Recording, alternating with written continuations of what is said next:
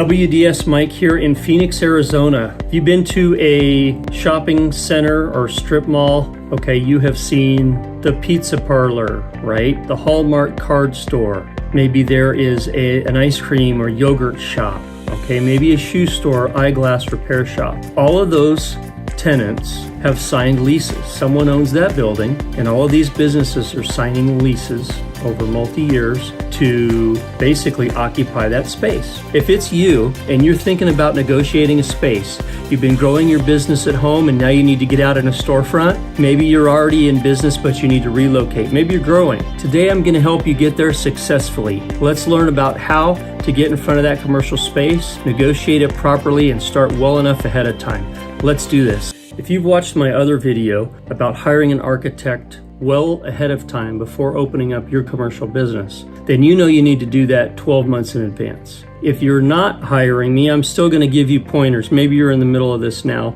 Here's how you negotiate the lease. First of all, I am not a legal counsel. I'm not a commercial broker. I'm not trained in real estate. But being an architect, dealing specifically with commercial clients and all those folks opening up businesses, I see this every day, and I myself can give you all the pointers you need, and I'll give you a bonus at the end.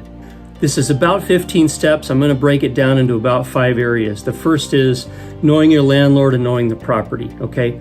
So the first tip, find out who owns the building. Usually it's a big group. We're talking about retail strip centers on the corner, the shopping malls, they have the grocery store, the shops buildings. That's what we're generally talking about, multi-tenant building. You can find out who owns that, go on public records, do a research, find out their financial standing, find out how big of a group they are, find out how long they've owned it. That may let you know if you want to get involved and lease commercial space there. It may also give you a foothold on how they may negotiate, okay, how firm they're going to be. Once you've done that, look at the actual area. Hopefully you're shopping and you're looking at several areas. You've got to understand the area, the demographics, the competition, the adjacencies, okay? There could be similar businesses for a good reason or a bad reason. If they're bringing similar business there, maybe you want a piece of that. Maybe they're competing in such a way that they complement you. Are you in medical and they're all medical or children related? Maybe it's automotive and they're all having to do with car related businesses. What are the financial requirements? Now you're actually contacting the broker or the landlord. You want to find out right off the bat, what are their financial requirements? What are they going to ask you for? Are they asking you for a personal guarantee outside of your business? Are they asking for a co-signer? Are they asking for collateral? What are the reporting requirements they're going to ask you? Every year, are they going to want to see reports, financial reports, and see how your business is doing? Let's talk about the payments, basically the cost of this thing.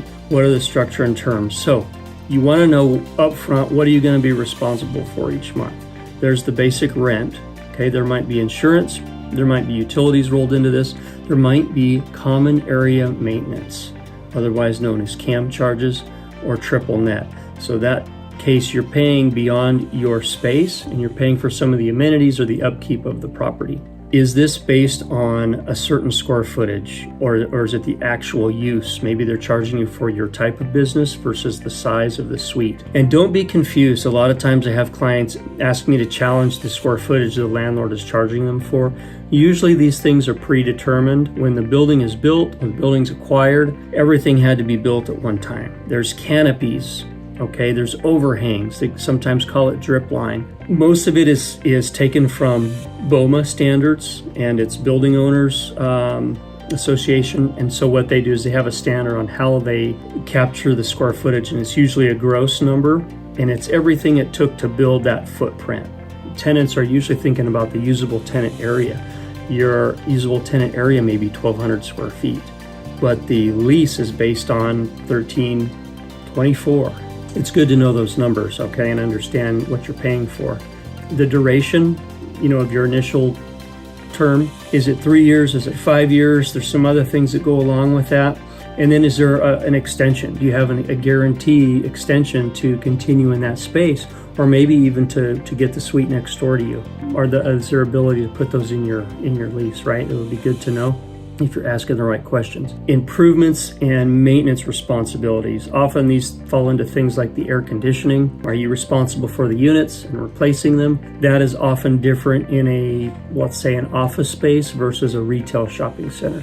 Those are usually looked at differently, but you want to find out, number one, are they delivering these to you in new condition? Are they 20 years old and ready to go on their last leg, and now you've got to be responsible for replacing them?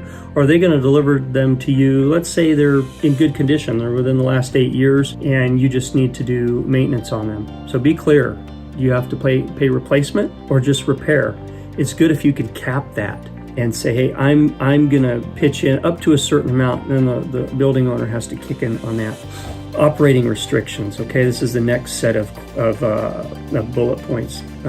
Operating restrictions, rules, and regulations. So, are you only allowed to have deliveries at a certain time? Are you only allowed to play music at a certain time? All those type of things. You want to look at the use. Is your use allowed in this building per zoning? They may or may not know that. You may need to hire your architect ahead of time to help you figure that out. Are there nuisance laws and environmental factors? Maybe your automotive. Okay, is someone going to complain about break-in oil smells? Is it a dog center, kennel or boarding where you're going to have sound? Is it a gym where, again, there's sound, there's vibration, a lot of people coming in and out? Which leads me to parking.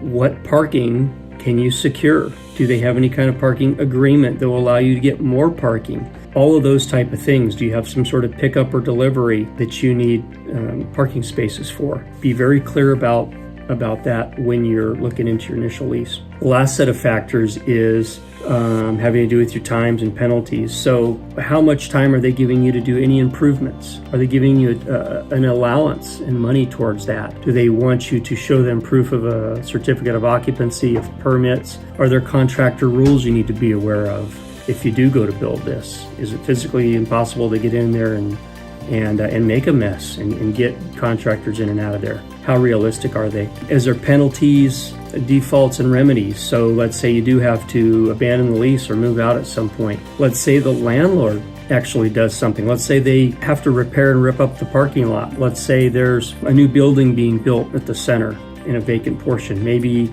something going on with the local intersection. So what is the landlord going to do when your business suffers? Is there anything in there that allows remedy and relief for you from the landlord? Look at radius restrictions, no compete clauses. There may be a business there that's similar to you that doesn't allow you to compete. And that will be a very lengthy process to go and get clearance from all of those businesses.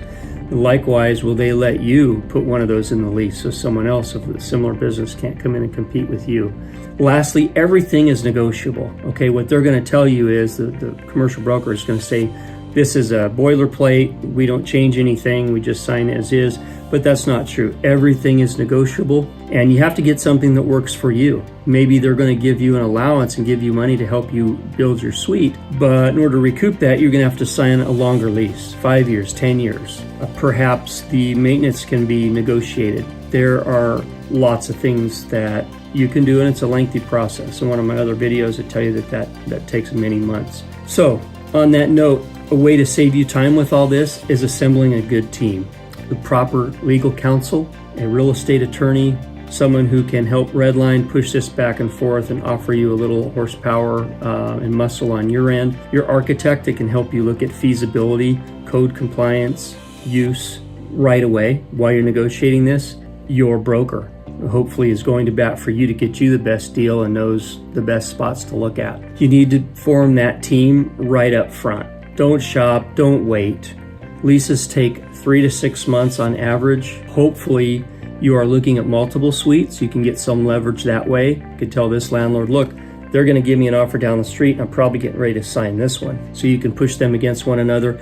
Give the architect an opportunity to do feasibility on that space. Get them involved with your site selection. You may pay a little bit more for that pre-construction or pre-project service, but in the long run, maybe there's money you're saving that you would have had to put into another space or a site on a property that you weren't aware of until you sign the lease. You can also go through the overall project price, the timeline, and knowing that thing's feasible, how long it's going to take you. That may allow you up front to know, you need to ask for more allowance, or you may need to ask for more free rent until you have to pay your lease, start paying your rent, because it's going to take you 6 months to get through design, permits, and construction.